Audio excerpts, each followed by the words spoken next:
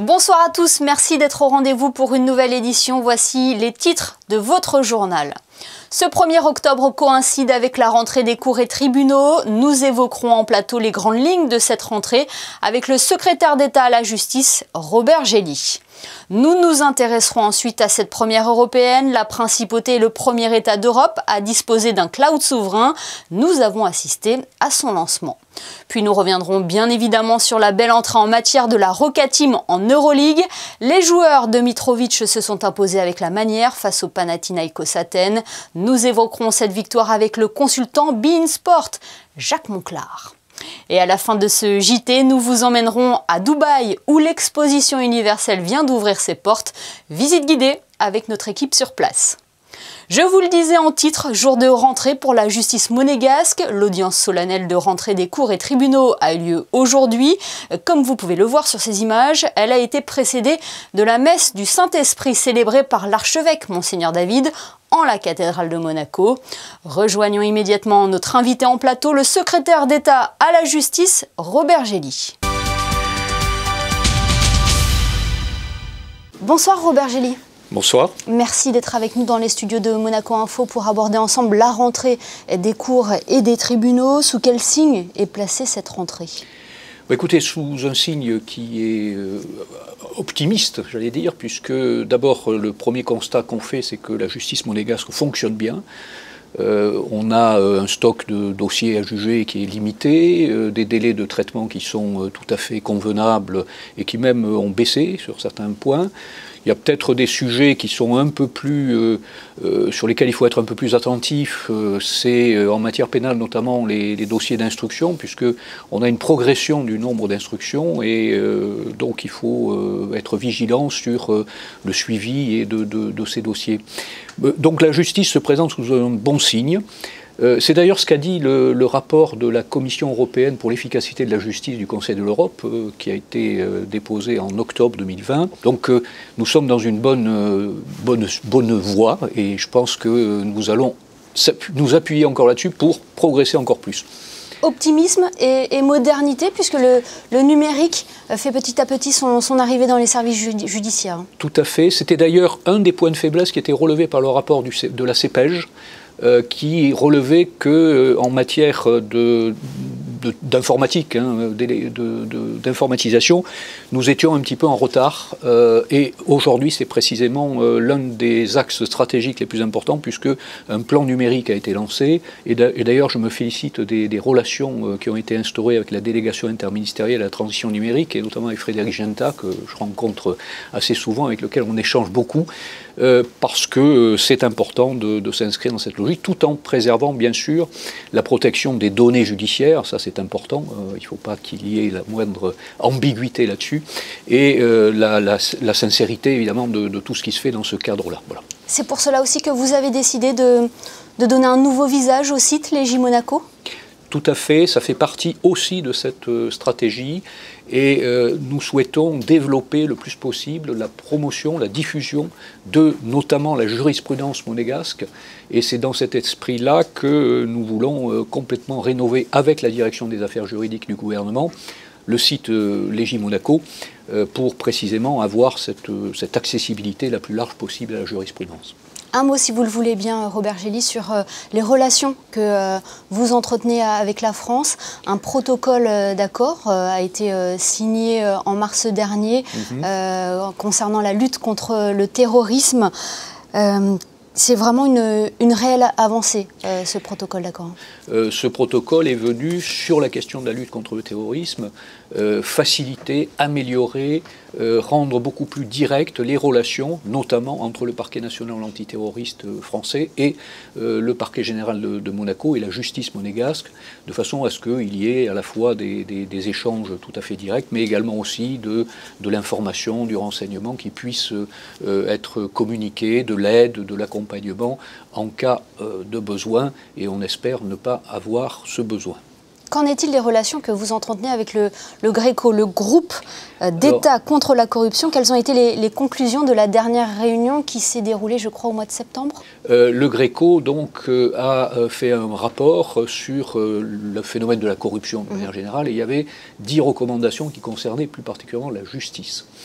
Sur ces 10 recommandations, lorsque je suis arrivé et lorsque je suis allé à la première réunion du GRECO en décembre 2019, nous avions une recommandation qui était satisfaite sur ces 10 et 2 qui étaient partiellement mises en œuvre. Aujourd'hui, depuis donc la dernière assemblée et les rapports qui ont été nouveaux qui ont été faits, nous sommes passés à 7 recommandations totalement satisfaites et 3 partiellement mises en œuvre. Et j'espère que d'ailleurs on pourra améliorer encore ce score. Et concernant l'administration pénitentiaire, on se souvient des travaux d'amélioration ont été réalisés à la maison d'arrêt suite aux observations du comité anti-torture du Conseil de l'Europe. Quels sont les travaux qui ont été effectués? Des travaux vont commencer, enfin là c'est imminent dans les jours qui viennent, pour améliorer les conditions de détention, mais également aussi les conditions de travail des surveillants, parce que c'est important, en utilisant les espaces qui étaient jusqu'alors consacrés à la direction et aux 2 directeurs et directeurs adjoints, puisque on va tout refondre de façon à améliorer à la fois un quartier, à refaire un nouveau quartier pour la détention, développer aussi la possibilité de mettre en œuvre la semi-liberté, puisque jusqu'à présent on a des difficultés, améliorer aussi des salles d'activité, des salles de repos pour le personnel. Bref, on va essayer d'apporter des améliorations qui sont attendues par le comité pour la prévention de la torture que vous avez évoqué effectivement. Alors la direction des services judiciaires avec le gouvernement princier participe également à l'élaboration de projets de loi. Est-ce que vous pouvez nous citer quelques projets sur lesquels vous êtes en train de travailler? La justice travaille évidemment d'abord sur des sujets qui concernent l'institution judiciaire strictement, et notamment à travers la commission de mise à jour des codes. Et à cet égard, cette commission a proposé au gouvernement, qui l'a repris d'ailleurs, 3 projets de loi en matière de procédure civile et en matière de procédure pénale, pour l'instruction et pour les enquêtes préliminaires, qui ont été déposés au Conseil national, et le projet de loi sur la procédure civile devrait être examiné très très prochainement par le Conseil national. Cette rentrée des cours et tribunaux est également l'occasion de mentionner la création d'un institut de formation aux professions judiciaires. Est-ce que vous pouvez nous en dire plus? Est-ce que c'est dans la droite lignée également du concours que vous aviez souhaité pour les monégasques, le concours de magistrat, ou ce sont 2 choses différentes? Oui, enfin c'est un peu lié, mais en même temps c'est plus ambitieux. C'est lié parce que lorsqu'on a fait ce concours de la magistrature, et même d'ailleurs l'examen d'avocat, les constats qui ont été faits par le jury, c'est qu'il y avait certainement besoin d'améliorer la formation pour les spécificités monégasques. Donc j'ai souhaité créer cet institut de formation pour mettre en place des cycles préparatoires pour l'examen d'avocat et pour le concours de la magistrature. Et à cet égard, j'ai signé une convention aussi avec l'université de Nice, pour qu'il y ait une mutualisation avec la faculté de Nice de certains cours, parce qu'on ne va pas refaire ce qui est déjà fait ailleurs.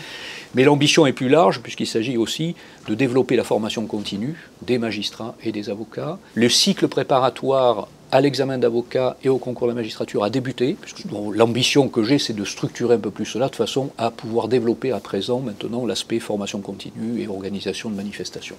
Parfait, bien merci beaucoup Robert Gély d'avoir été avec nous ce soir pour exposer les grandes lignes de cette rentrée. Merci infiniment. Je vous remercie. Le reste de l'information, c'est le lancement de Monaco Cloud. Nous l'avons d'ailleurs évoqué dernièrement avec Frédéric Ginta. Le lancement officiel a eu lieu hier du côté de Fontvieille, en présence notamment de son Altesse Sérénissime le Prince Albert II. Plus de détails dans ce reportage de Juliette Rappert et Sylvain Péroumal. Avec la 5G, l'installation de la fibre et maintenant le cloud souverain, la principauté de Monaco s'offre des outils numériques pour être à la pointe. La sécurité et l'attractivité sont au cœur du sujet, mais aussi l'écologie responsable. C'est un gros travail. Le numérique aujourd'hui est directement concerné par les problématiques environnementales. Donc on cherche absolument à réduire les empreintes carbone de tout ce qu'on va déployer, de la façon dont on va opérer. C'est un axe très fort sur Monaco Cloud.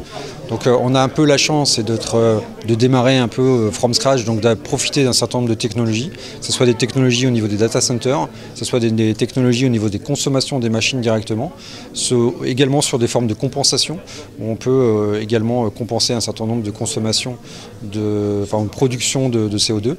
Et donc nous, on est extrêmement intéressés par ces problématiques-là et c'est quelque chose qui est vraiment au cœur du projet. En plus d'être écologiquement responsable, Monaco Cloud proposera une sélection de logiciels comme un coffre-fort numérique ou encore un système d'archivage électronique. Et le premier serveur a été créé hier soir par le Prince Albert II. Le Prince Albert II a créé la première VM Monaco Cloud, enfin le premier serveur Monaco Cloud ce soir. Donc c'est la première machine virtuelle, le premier serveur. On a réalisé l'opération ensemble aujourd'hui et on avait affecté à ce serveur un petit site web avec l'image que vous voyez là derrière nous. Et donc c'est le début d'une grande aventure, c'est la première pierre à l'édifice, c'est un peu l'image de la brique qu'on va poser sur un mur quand on compense. Donc voilà, c'est le début de l'aventure, le début de l'histoire.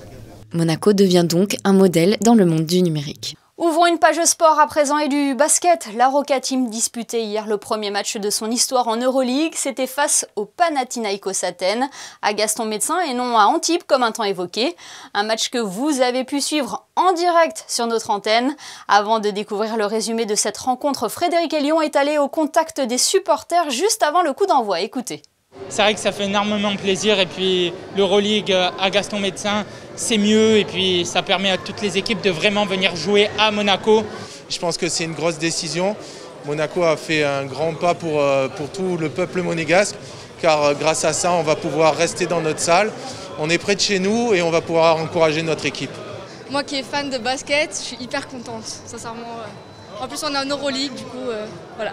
On avait eu une petite hésitation, ça aurait pu jouer à Antibes, finalement c'est à Monaco. C'est un soulagement ça pour vous? Oui, parce que j'avais pas trop l'occasion de me déplacer, du coup, vraiment, c'est super bien que c'est à Monaco. Oui, on serait allé, mais c'est plus problématique, quoi, parce qu'il faut plus de trajets, c'est plus difficile pour se garer. Et puis il n'y a pas l'ambiance plus familiale de Gaston Médecin. On est content de revenir, ça faisait un moment, donc on est très contents. Nouvelle équipe, nouvelle salle. Et qu'à la maison, c'est beaucoup mieux quand on joue à la maison. Il y a quand même plus de supporters et c'est très bien comme ça. Si ça aurait été Antibes, j'aurais été déçu. Mais là, maintenant, vu que c'est à Monaco, je suis super content. Et les joueurs de Zvezdan Mitrovic ont régalé leurs supporters venus en nombre. Donc à Gaston Médecin, la Roca Team s'est en effet imposée 75 à 63. Le résumé de la rencontre, c'est avec Frédéric Elion. C'est ce qu'on appelle faire une entrée fracassante dans la cour des grands. Face au Panathinaikos Athènes, 6 fois vainqueur de l'Euroleague, la Roca Team a remporté jeudi soir à Gaston Médecin le premier match de son histoire dans la plus grande des compétitions européennes. Comme un symbole, Mike James, la recrue 5 étoiles de l'été, inscrit les 5 premiers points monégasques, d'un dunk rageur, puis sur un shoot ahurissant à plus de 9 mètres en fin de possession. Malgré un peu de déchets au tir, l'ancien des Nets a réussi sa première avec 11 points, 6 rebonds, 4 passes et 2 interceptions. Donatas Motiejunas a rendu fou les défenseurs grecs avec ses moves au poste bas.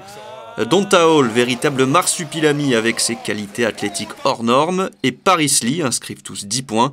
Seul Papa Petrou surnage côté grec, 16 points pour lui au final. À la pause, Monaco est à plus 10, 38-28, et stat incroyable, une seule passe décisive pour le Pana en première mi-temps. Dans le troisième quart-temps, l'écart monte à plus 17, Donta Hall fait le show, tout est compliqué pour le Pana, étouffé par la défense monégasque, mais qui ne sombre pas grâce à une belle présence au rebond offensif. Danilo Andouzic, 17 points, 4 sur 4 longue distance, assomme Athènes. Monaco est à plus 22 à 2 minutes 30 de la fin et relâche sur les dernières possessions. 75 à 63, début réussi pour la Roca Team en Euroleague. Extra happy, especially I say, first game in history of Monaco, first game here. One of the game historical, he will always stay. And I'm really happy about this. This is like most important, and it is my comment for. Because you never know in the first game how we is new team, but I think we play very smart and we deserve absolutely to win the game. Un match que je pense que Monaco avait beaucoup attendu et nous joueurs aussi. Comme vous le dites, avec la manière, malgré les 2 dernières minutes, et je pense que c'est là-dessus on doit vraiment progresser parce que chaque possession est importante dans cette compétition. Il y a 3 ans, j'ai vu 4 équipes la dernière journée qui étaient égalité pour être 8e et passer en play-off. Donc voilà, c'est ce que j'ai dit aux gars. J'ai dit c'est bien la victoire, mais on a une équipe de fous, je pense. On peut faire de très belles choses dans cette compétition et on doit affiner les détails. Après cette première réussie, la Roca Team enchaînera 2 matchs de Betclic Elite à Roanne et Levallois avant son premier déplacement en Euroleague sur le parquet de Kazan. Lui était aux premières loges pour assister à cette victoire avec la manière des Monégasques. Bonsoir Jacques Monclar. Bonsoir. C'est un résultat logique pour vous? Oui, je pense que la Roca Team mérite largement sa victoire. Quand on défend bien au basket, on est efficace. Ils avaient pris que 58 points en 3 quarts temps. Bon, à la fin, ça se relâche un peu, mais quand on tient une équipe à 60 points, eh ben, en général, on gagne. Après, en attaque, il y a eu les débuts de Mike James, il y a eu Andouzic, il y a eu la bonne gestion de Léo Westerman et Paris Lee. Puis à la fin, on a eu un Moti Younas en mode derviche tourneur, qui était bien sympa aussi. Voilà, une belle victoire, solide, méritée. On peut dire aussi que Monaco ne pouvait pas rêver mieux pour son premier match dans cette compétition reine européenne. Hein. C'est un résultat logique. Logique dans l'absolu, non, parce que c'était la première de Monaco, donc contre une équipe multititrée contre le Pana. Mais c'est là où c'est sympa, c'est que le petit nouveau a mis à terre un des grands d'Europe. Maintenant, on verra la suite. Tout ce qui est pris est plus à prendre. Monaco est invaincu en Euroleague, ça doit être la seule équipe au monde. Hein. Oui, et pourtant le Panathinaikos est un habitué de l'Euroleague. C'est un des seigneurs de l'Euroleague, moult fois champion d'Europe. C'est un club qui se reconstruit avec moins de joueurs. Et pour revenir sur Monaco, l'effectif de Monaco est impressionnant parce qu'au-delà de la qualité connue de certains joueurs, il y a un vrai effectif, une équipe. Ils ont l'air d'écouter le coach et le coach, Zvezdan Mitrovic, il sait ce qu'il fait. Donc tout va bien. Et il faut dire que le recrutement de l'AS Monaco a été ambitieux cette saison. On a eu l'impression que chaque joueur qui rentrait sur le parquet hier apportait sa valeur ajoutée. C'est en ça que c'était un bon soir. Après, quand on a 34 matchs d'Euroleague devant soi, 34 de championnat, plus la coupe, ceci, cela, à côté, avoir un effectif de 15, c'est à la fois ambitieux mais raisonnable. Après, il faut donner des minutes à tout le monde, mais si les joueurs donnent de l'intensité, tout se passera bien. Jacques, on parle d'Euroleague, mais selon vous, est-ce que la Roca Team a tous les ingrédients cette saison pour remporter enfin le titre qu'elle convoite tant en championnat? C'est vrai que sur la Côte d'Azur, il y a Cantille qui a été champion. Ce serait effectivement un Graal, parce qu'ils tapent autour, comme ils tapaient autour en Coupe d'Europe, ils l'ont ramassé. Ben voilà, le premier titre en principauté, ce serait une très très belle chose, oui. Et on suivra ça de près. Merci beaucoup Jacques Monclar d'avoir été avec nous ce soir sur Monaco Info. Merci à vous. On reste dans le sport avec du football cette fois-ci. Bonsoir Frédéric Elion. L'AS Monaco jouait hier en Ligue Europa, Frédéric. Bonsoir Émilie, après sa victoire inaugurale contre le Sturm Graz 1-0 il y a 15 jours, Monaco est allé ramener un bon match nul de son déplacement au Pays Basque, un partout sur le terrain de la Real Sociedad. Tout s'est joué sur coup de pied arrêté. L'ASM ouvre le score sur corner à la 16e grâce à une tête de Dissassi, prolongée dans les buts par Remiro, le gardien espagnol. En début de deuxième mi-temps, la Real Sociedad égalise grâce à Merino de la tête, toujours sur corner. Monaco va souffrir en fin de match, mais préserve le nul. Après 2 journées, les joueurs de Niko Kovac partagent la tête du groupe E avec 4 points et le PSV Eindhoven avant un déplacement aux Pays-Bas le 21 octobre. L'AS Monaco qui avance là reçoit les Girondins de Bordeaux en championnat dimanche. On l'a appris hier, Frédéric, 2 joueurs du club de la Principauté ont de nouveau été appelés en équipe de France. Wissam Ben Yedder et Aurélien Tchouameni font tous les 2 partie de la liste des 23 joueurs convoqués par Didier Deschamps pour disputer les 2 rencontres de la phase finale de la Ligue des Nations.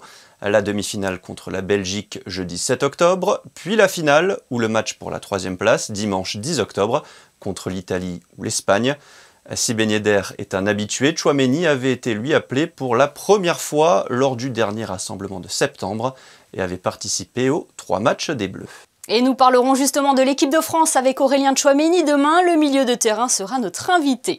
Nous vous proposons à présent une immersion dans le pavillon de Monaco à l'exposition universelle de Dubaï. L'événement a débuté officiellement aujourd'hui pour une durée de 6 mois. Ambiance sur place avec Bastien Bory. Les heures tournent et les chiffres montent. 157 visiteurs entre 10h et midi. Bien placé dans l'expo, le pavillon Monaco attire plus que d'autres. Le résultat de 4 ans de travaux retardés par la pandémie de Covid-19 mais facilités par la coopération des autorités émiraties. I think the main idea is that it has to be interactive. Today an exhibit has to be interactive, otherwise it will be neglected by people. And people want to have fun. So we try to convey knowledge, a little bit knowledge about Monaco by making fun and doing it as interested and diverse all the exhibit as possible. À l'extérieur, c'est le choix des panneaux photovoltaïques qui semble payer, n'est-ce pas? Yeah, it looks amazing. I think it's a good representation of Monaco. Le Rocher, you can see like a modern version of Le Rocher, like a raw diamond, let's say, as well, that collects the sun and creates energy. Et qui les convertit aussi en avis positifs. J'ai retenu donc les innovations de Monaco, que ce soit donc en matière d'environnement, de sauvegarde de la planète, d'éducation aussi, et puis bien sûr la grandeur de Monaco que tout le monde connaît, sa dynastie. À l'intérieur, la compagnie des guides monégasques est déjà à pied d'œuvre pour faire connaître la dynastie et les missions de la principauté. C'est vraiment un pavillon très intéressant, très bien fait. Le film qui présente Monaco retrace vraiment en 4 minutes l'essentiel de ce qu'on doit savoir sur les monégasques et sur ce que fait Monaco et comment il s'implique également en termes d'urbanisme, puisque l'extension en mer est une prouesse pour moi, en tout cas je pense que c'est une prouesse.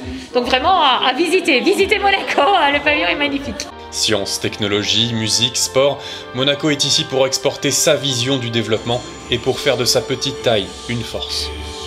Tous les atouts de la principauté présentés donc jusqu'au 31 mars 2022 et comme le veut la tradition, chaque pays aura sa journée pour promouvoir son identité. Celle de Monaco aura lieu le 13 novembre, soit quelques jours avant la fête nationale. On retrouve Frédéric et Lyon pour un nouveau point sur l'actualité et on commence par cet événement au CHPG.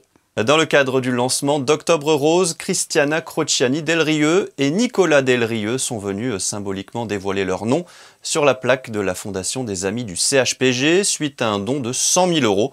Une partie de cette somme permettra d'acheter un système d'excision des lésions mammaires. Cette information pratique à présent Frédéric avec les modalités pour le renouvellement de l'estampille.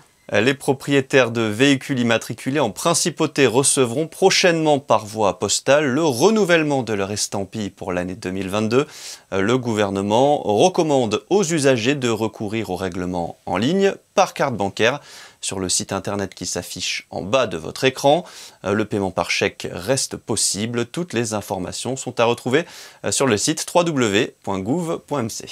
On passe à ces animations proposées du côté du boulevard des Moulins. Dans le cadre de l'opération Revivez vos quartiers, les commerçants du boulevard des Moulins proposent depuis mercredi des animations gratuites pour les enfants. Dernier rendez-vous demain, samedi, pour une journée festive avec un escape game, un jeu de piste à travers les rues commerçantes et un show avec des artistes de rue. Et on termine par cette lecture à venir à la Princess Grace Irish Library. Lundi 11 octobre à 19h30, le docteur Joseph Lennon, directeur du Centre d'études irlandaises de l'Université de Villanova, sera en principauté pour une lecture sur la culture et la démocratie irlandaise. Pour plus d'informations, rendez-vous sur le site internet de la Princess Grace Irish Library. Et avant de refermer ce journal, un coup d'œil sur les prévisions météo. Quelle est la tendance pour le début du week-end, Frédéric ? Encore une journée où le soleil prédominera malgré quelques épisodes nuageux. Les températures seront en baisse avec 17 degrés le matin et 22 l'après-midi. Le soleil se lèvera à 7h27 pour se coucher à 19h12. Samedi 2 octobre, nous fêterons la Saint-Léger. Merci Frédéric et merci à vous de nous être fidèles chaque soir sur Monaco Info. Rendez-vous demain, samedi, pour une nouvelle édition. Nous recevrons notamment Valérie Barilaro, présidente de l'association Écoute Cancer Réconfort à l'occasion du lancement de la campagne Octobre Rose. On se quitte en images avec les photos de Manuel Vitali qui a assisté à la victoire de la Roca Team face au Panathinaikos Athènes. La première, on l'espère, d'une longue série en Euroleague. Très belle soirée à tous sur Monaco Info.